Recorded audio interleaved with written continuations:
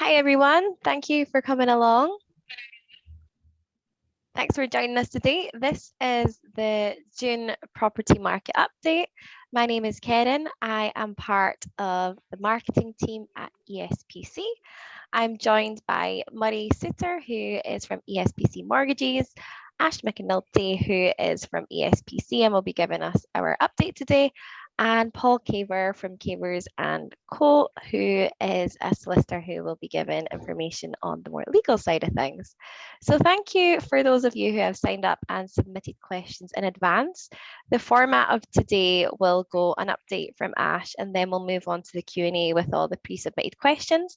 If there's anything you'd like us to expand on or any questions that crop up during the webinar, please just ask them at the Q&A box at the bottom of your screen, and we'll do our very best to get round to those at the end of the webinar.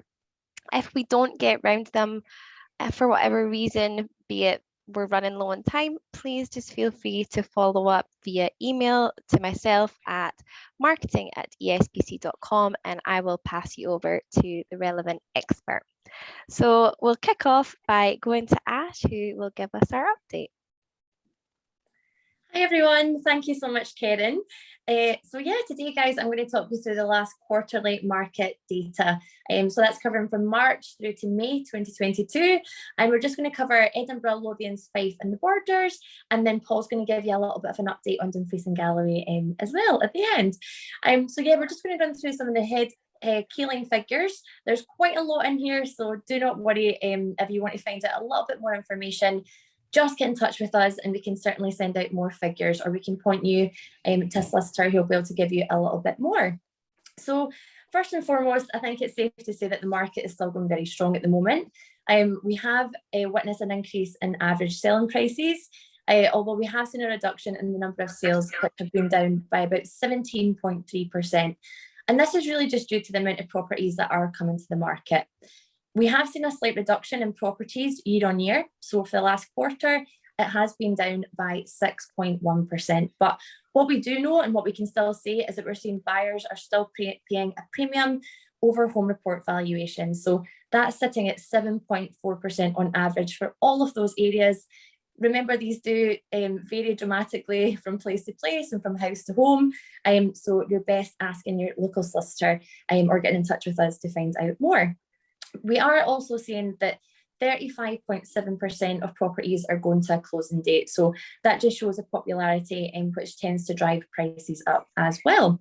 So while there is a reduction in properties that are coming to the market, what is coming on is selling extremely quickly and at a really good price. So it's great news for sellers all round, but also there is some really affordable areas as well within these areas for buyers out there too. So I'll talk you through some of those stats now. So in terms of the average selling prices, so overall for Edinburgh, Lothians, Fife and the Borders, it has risen by 5%. So for the last quarter, compared to that same time frame from last year. So that's actually now sitting at £774,309. And last year it was sitting at £261,184. So just to kind of look at some areas that we're seeing the biggest increases in, one of them has been East Fife, which is now at £289,561, and that is up by 17.5%. Another area that we have saw quite a significant increase in terms of average selling prices has been West Lothian. So that's now sitting at £255,171, and that again is up by 12.7%. In terms of Edinburgh, we have seen an overall increase again, especially in the northwest. And I think it looks like 3-bedroom homes have proved to be extremely popular as well. And they're up on average about 21.4%. We have seen slight average selling decreases in 2-bedroom flats in Edinburgh. So places like Marchman, Bruntsfield, they're now sitting at about £375,810, which is actually down by 6% compared to the same time frame as last year. And also places like Newington and Blackford, they're sitting at £282,959, and that's down by about 7% as well year on year. When we have a look at places like West Fife, the average selling price for that area is £188,000, and that's down by 1.3% as well. And if we kind of zone in there to key districts like Dunfermline, that's now sitting at £105,000 as well, and that's down ever so slightly at 4.9%. So a question we get asked quite a lot is, well, how much are people actually paying over home report, and how much should I try and go over home report to secure my bids? So over the last 3 months across these key areas, so Edinburgh, Lothians, Fife and the Borders, the average for all areas is currently sitting at 7.4% on average that people are paying over that home report. And that's actually up by 4.4% year on year. So just a reminder that all places and all homes vary dramatically in different areas. So it's definitely best speaking to your local solicitor to find out a little bit more if you are looking to offer or sell equally as well. So some of these areas across all of them, actually, we've witnessed an increase in percentage across home report valuation paid. For instance, with the Borders, we have seen a 7.6% average, and that's a 5.7 increase year on year. City of Edinburgh, we're sitting at 7.1% on average for home report valuation paid. And again, that's a 4.3% year on year. Again, just running through some places like East Fife, we're seeing 8.7% average over. Mid Lothian is sitting at 7.6% over. And then again, West Fife and West Lothian are sitting roughly about 7.7 and 7.9% as well. So we have seen some increases as well. So when we look at places like 2-bedroom flats, we have seen modest increases in places like Trinity and Newington. But the places that we are seeing bigger increases, again, it's coming back to that popularity of 3-bedroom houses. Places like Curry and Balerno are sitting at 12.1% over, and Cramond is 11.2% over as well. So that's a lot of figures in there, guys. But if you are looking at certain areas, then definitely just get in touch and we can give you a little bit more information on that as well. But yeah, 3-bedroom houses seem to be going for really good prices over. In terms of time to sell, for Edinburgh, Lothians, Fife and the Borders, we are currently sitting at a 14-day average, which is extremely quick. Last year at the same time frame, we were sitting at 21 days. So again, it just reinforces the fact that when properties are coming on, they are selling extremely quickly. The Borders have seen quite a big change. Last year that was sitting at 27 days for that quarter, and it's now down to 14 days as well. Dunfermline, you're looking at about 11 days to under offer. And again, 3-bedroom houses are sometimes moving up to an average 7 days. So we're noticing a little bit of a difference in terms of flats. They are going a little bit slower, but still selling really, really fast as well. We're looking at places like Newtown are sitting at 24 days. So yeah, all in all, I think it's safe to say that everything that's coming on is being sold extremely quickly. So when we're having a look at maybe some top selling properties, we'll have a look through, and in terms of sales, we've got ever popular Leith 2-bedroom flat sales have been going through. We've seen a really good strong sales number for that. 1-bedroom flats as well. Again, 2-bedroom flat in Newington and 3-bedroom houses in Corstorphine. The sales for those volumes are really good. When we have a look to see where the most properties are coming on, again, there's various different districts, but the top places that we're seeing more volume come to market is places like Dunfermline, Leith, Corstorphine, Musselburgh and Newington as well. So I know that's a lot of information and there might be other areas that you're interested in, but we do have our house price report that you can have a look at.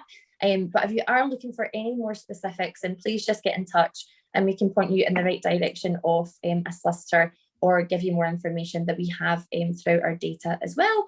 Hopefully I've not boggled your mind too much there with too much stats, but yeah, as I said, please just get in touch and we can give you more information. Paul, do you want to add some commentary on do you want to tell us a little bit what's been happening in Dumfries and Galloway? Yeah, well, it's a pretty similar story actually. I don't have the sort of level of stats to hand that you do, but yeah, we're seeing a very similar thing here. The market's still strong. I think there's still a large number of buyers out there that are sort of waiting in the wings, and that means that the best properties seem to get bounced on quite quickly. So things are still selling, or certainly the best properties anyway, still selling quite quickly here. There are not so many flats and things in Dumfries and Galway, or at least in the rural areas. So it's more sort of detached properties and so on that are the popular ones in this area. I've maybe seen a bit of an increase in actual numbers of properties coming on to the market this year, I would say, in our region anyway. But these ones are tending to be got snapped up quite quickly as well. So I think even with a little bit of an increase in supply, the demand is still there, and that's having the obvious impact on selling prices and numbers of closing dates and so on. So basically a very similar story here. Yeah, definitely. And because I think we're even seeing trends of people looking to, with everything that happened with COVID, maybe like looking to move further afield. And, Dumfries and Galloway is beautiful. So a lot of people, moving out with and going down to the border and Dumfries and Galloway and things. So I can imagine that everything that's coming on is getting snapped up really quickly. That's right. Yeah.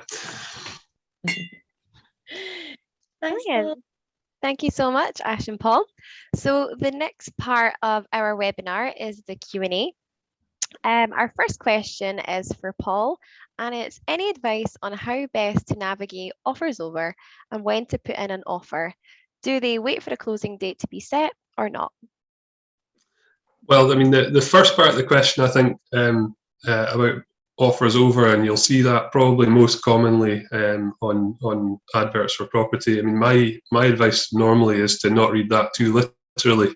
And in a normal market, there is usually some scope for a negotiation on the price, even if it's advertised that offers over.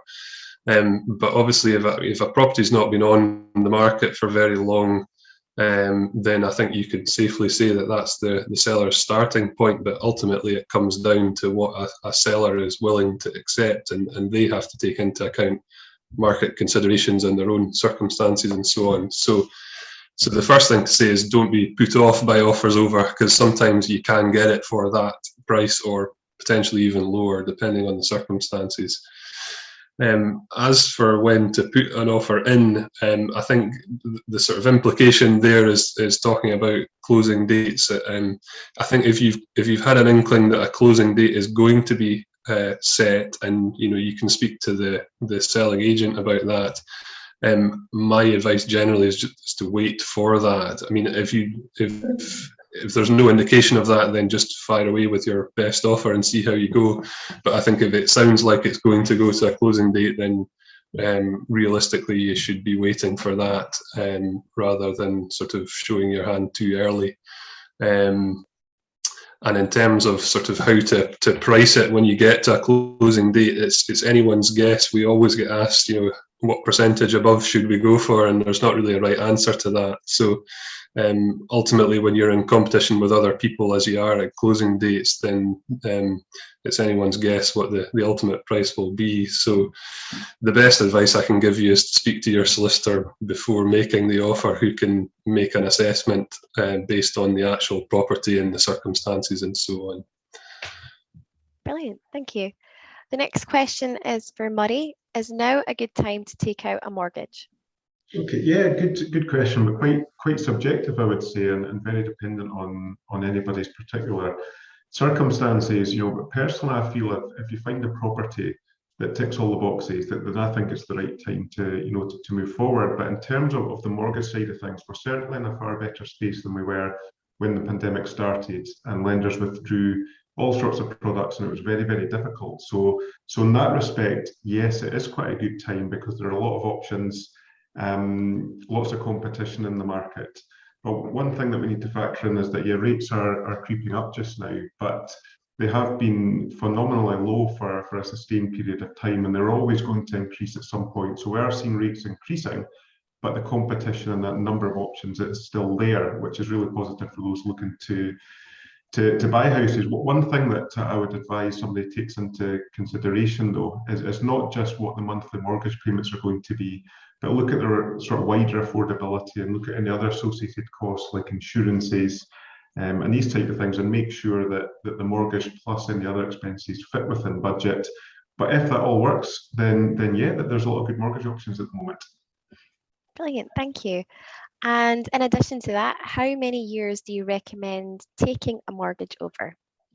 Okay, and another good question, and very, very specific. to any particular individual. It's not a one-size-fits-all response, certainly, but there's two different terms that we need to consider here, and I'll just touch on them briefly. Firstly, we need to look at what type of mortgage product is going to work best for a particular client. And commonly, somebody will tie themselves into a product for a set period of time, which in the current market is most commonly 2 or 5 years. So that will determine the product that's available, and the level of deposit the client has will have a bearing on the interest rate. So that's one term to consider as to what type of mortgage products is going to work best. But what I think the person may be getting at is the longer term of the mortgage, which is commonly thought to be 25 years as a standard. But lenders are very flexible, and that term could be shorter. Some lenders will allow you to borrow over up to perhaps a 35 or 40-year term. So again, it's about getting to know that person's individual circumstances and budgets, and whatever term that we select will have an impact on what the monthly mortgage payments are going to be. The longer the term, the lower the monthly payments, but the more interest that you will then pay over the term of the mortgage. So it's very, very important to look at the affordability, and then we would work out what works best for that particular client. So no right answer, but hopefully that gives a bit of insight as to what we discuss with our clients. Yeah, brilliant. Paul, the next question is for yourself. What is the best time of year to sell? Good question. Again, I think it comes down to the location of the property for this question. I mean, well, I suppose the first thing to say is when the market is like it is at the moment, pretty much any time is a good time to sell. But traditionally, and certainly in Dumfries and Galloway anyway, we had sort of two busier times of the year, being springtime, and then possibly a little bit quieter over the summer, and then a busier period into the autumn, and then usually the sort of midwinter period was the quietest one. So in that sense, if you're sort of looking at the start of the year thinking when to sell, then my advice would generally be try and get it on for early spring and just maximise those busy periods. That is in a sort of normal market, but we're not really in that right now. Similarly, in places like Edinburgh and Glasgow, it's maybe not quite as seasonal as that, and I think at various times of the year you stand a good chance of selling anyway, obviously depending on the property. And also looking at the type of property. If it's a flat that's maybe best suited to a student let or something like that, then the end of the academic year, when students are sort of looking at where they're going to be living for the next academic year, is probably an ideal time to sell that type of property. But so, I mean, taking all that into account, I mean, the best thing to do obviously is to speak to your selling estate agent and solicitor for their advice, because they know the local market the best. So, tap into that advice as a seller and ask them what they think. Brilliant. Thank you. Murray, I have the next question for you. How can I get a mortgage as a freelance worker? Okay, yeah, I've got a number of clients who work in that way and are freelance. Ultimately it comes more down to evidence of earnings really, but somebody who's a freelance worker would predominantly be classed as a self-employed mortgage applicant. And as long as we can evidence and fulfill the lender's requirements, for that, there's no reason why we can't move forward in a very similar way as we would with an employed applicant. Now, lenders will usually look for evidence of the last 2 years' income. And with somebody who's self-employed, they're likely to either be a sole trader, in which case the lender will focus on the net profit of the business over the last 2 years. And that's what they will use as evidence of income. If they have a limited company, then it's more likely that a lender will look at any salary or dividends that have been drawn down from the business. But once we can confirm those figures and have the appropriate evidence in place, then yeah, it'd be a relatively straightforward application process, very similar to those of an employed applicant. Thank you. And the last of our pre-submitted questions, so I would advise anyone who has any that they want to ask before the end of the webinar, just pop it in the Q&A box below now. Paul, this one's for you. What's your advice to first-time buyers that keep getting outbidded?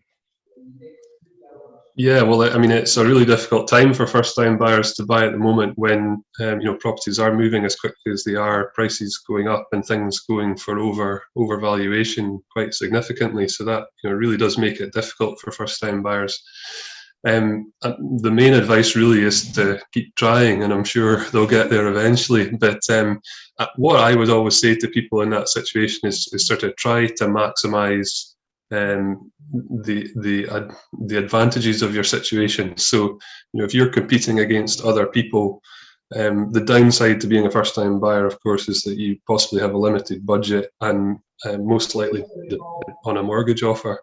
But the advantages of being a first-time buyer are that you can usually be quite flexible on completion date. And also that you're not subject to a chain behind you. So I would be emphasising those points when you're trying to negotiate for things. And possibly another thing to do is to sort of try and think outside the box a little bit in terms of location. A lot of what we've seen post-COVID is people are now able to do their jobs from home, or a lot of people are. I mean, if you're in that fortunate situation, then maybe think about other areas or looking for houses in other areas that you've maybe not thought about before, where there might be slightly less competition or prices are slightly lower, and your budget might stretch that bit further. And I think now that a lot of people are able to work from home, that really opens up a world of opportunity for first-time buyers, and you can get to also live your life in a lovely location like the Breese and Galloway. Exactly. We've got a question that's come in our Q&A box.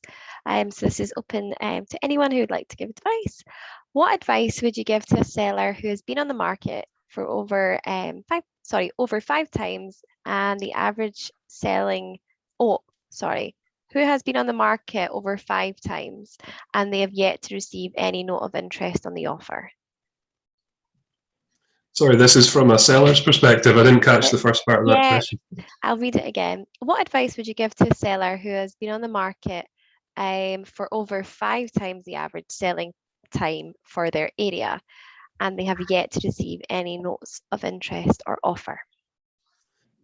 Well, there could be any number of reasons for that, really, I suppose. The most obvious thing would be the price that it's being marketed at. And the most obvious thing to do when a property comes on the market, or when you're putting it on the market, is to advertise it at offers over the surveyor's valuation or thereabouts. But ultimately, the true test of a property's market value is what someone's prepared to pay for it once it's been exposed to the market. And if you're not getting any people through the threshold or no notes of interest, then I think you have to have a discussion with your agent about whether to reduce the price potentially. But that in itself might come down to what the seller can afford to sell it for as well. So, but I think a price reduction would be the most obvious thing.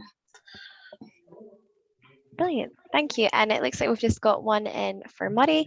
As a buyer, what are the common reasons that a mortgage application could be denied? Well, thankfully, it's not something that we experience very often, if at all. It's really all about doing the checks early on before somebody finds a property they want to move forward with. What we want to do is ensure that we've got as much confidence as we can that an application would be accepted. Now, an application may be declined due to credit score. A lender may actually decline an application or just decide to reduce the level of borrowing that they're prepared to offer based on the overall credit risk applied to the application. So I would say that would be the main thing, would be around the credit side of things. Now, it could be that some clients may have a bad credit score whereby there's been something happened in the past that's brought that down, or it could be that a number of first-time buyers just haven't built up enough of a credit report as of yet, a credit score, sorry. But it may be that it's not providing information at application, at the initial application stage. If any information is withheld that is then identified at full application, that's when a lender is most likely to decline that. So I would say it pretty much come down to the information that's provided on the application and potentially the credit score of the applicant. Brilliant, thank you. And I believe that's all the questions that we have today. So I'd like to take a moment to say thank you for everyone who joined us and who indeed asked us questions. It makes for a more well-rounded webinar, and more information we can give, the better. Thank you, of course, to the panelists for your expertise. And if there is any follow-up questions, like I said, please do email me at marketing@ESPC and I can pass you on to one of the experts. I will send an email with our most recent house price report and this webinar recording. So don't worry if you've not taken any notes. All that information will be there for you. And I will also attach a survey. So if you please take some time to give us some feedback on how the webinar was and what you'd like to see from us in future. So thank you so much, everyone. Appreciate it. See you later. Thank you. Bye.